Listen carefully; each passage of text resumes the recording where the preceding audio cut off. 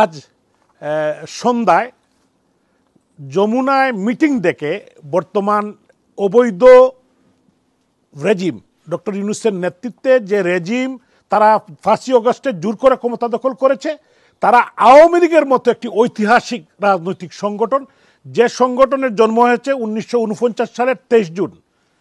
এই সংগঠনের জন্ম হয়েছিল এদেশের মানুষের অধিকার আদায়ের জন্য এবং প্রত্যেকটি বাত এবং বুটের অধিকার আদায়ের জন্য, এই দেশকে স্বাধীন করার জন্য 52-এর ভাষা আন্দোলনের নেতৃত্ব দিয়েছে আওয়ামী লীগ এবং প্রত্যেকটি গণতান্ত্রিক আন্দোলনে, স্বৈরাচার বিরোধী আন্দোলনে আওয়ামী লীগ নেতৃত্ব দিয়েছে। আজকে যাদের নিজের কোনো বৈধতা নেই, যারা জোর করে অসাংবিধানিকভাবে ক্ষমতায় আছে, একটি জঙ্গি হামলার মধ্যে দিয়ে তারা 5ই আগস্টে বাংলাদেশে তৎকালীন যে নির্বাচিত প্রধানমন্ত্রী জননেত্রী শেখ হাসিনাকে তারা হত্যা করতে চেয়েছে গণভবনে। এখানে বঙ্গবন্ধুর কনিষ্ঠ কন্যা শেখ রেহানা উপস্থিত ছিলেন। তারা অতীতেও কিন্তু চেষ্টা করেছিল বিভিন্নভাবে জননেত্রী শেখ হাসিনাকে, বঙ্গবন্ধুর কন্যাদেরকে হত্যা করার জন্য। 75 সালেও চেষ্টা করেছিল, তারা পারে নাই। 1958 সালের 7 অক্টোবর আইয়ুব খান চেষ্টা করেছিল, আওয়ামী লীগকে নিষিদ্ধ করেছিল, পারে নাই। পরবর্তী সময় 1971 সালের 26 মার্চ ইয়াহিয়া খান চেষ্টা করেছিল এবং নিষিদ্ধ করেছিল, পেরেছে। বাংলাদেশ স্বাধীন হয়েছে আওয়ামী লীগের নেতৃত্বে, জাতির পিতা বঙ্গবন্ধু শেখ মুজিবুর রহমানের নেতৃত্বে 7.5 কোটি মানুষকে ঐক্যবদ্ধ করে আওয়ামী লীগের নেতৃত্বেই সেদিন মহান মুক্তিযুদ্ধ হয়েছে। দেশ স্বাধীন হয়েছে, 30 লক্ষ মানুষ রক্ত দিয়েছে, 3 লক্ষ মা-বোন সম্ভ্রম দিয়েছে এবং একটি লাল সবুজের পতাকা আমরা পেয়েছি। যে আওয়ামী লীগের নেতৃত্বে স্বাধীনতা পেয়েছি, সেই আওয়ামী লীগের মতো একটি বিশাল রাজনৈতিক ঐতিহাসিক সংগঠনকে, যাদের কোটি কোটি সমর্থক, তাকে আজকে তথাকথিত অবৈধ সরকার নিষিদ্ধ ঘোষণা করেছে।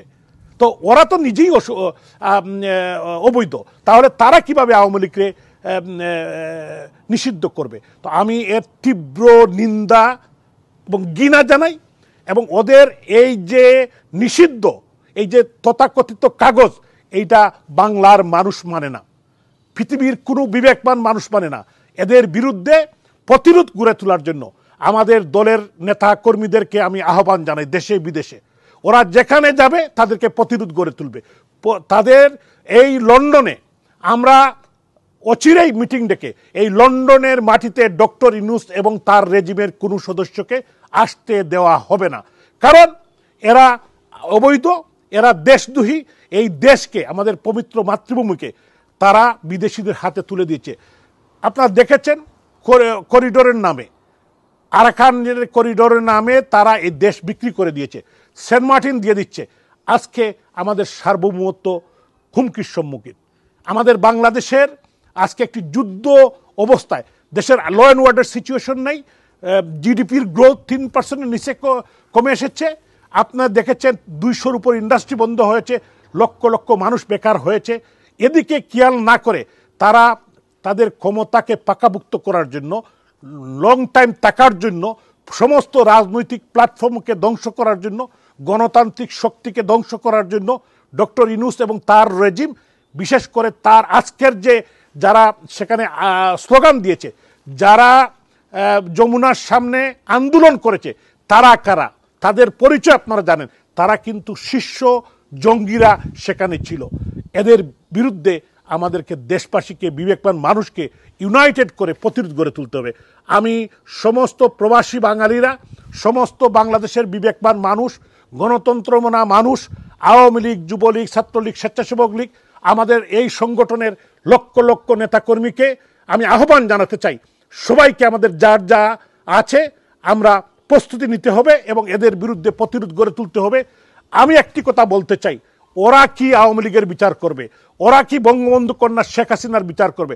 আমি আজকে বলতে চাই, ডক্টর ইউনূস এবং তার যে এই রেজিম, আসিফ নজরুলদের বিচার রেসকোর্স ময়দানে হবে, এই বাংলাদেশের মানুষের সামনেই হবে, ইনশাল্লাহ, ইনশাল্লাহ, ইনশাল্লাহ। আপনারা সবাই ভালো থাকবেন। জয় বাংলা, জয় বঙ্গবন্ধু, জয় জননেত্রী শেখ হাসিনার, জয় আওয়ামী লীগের।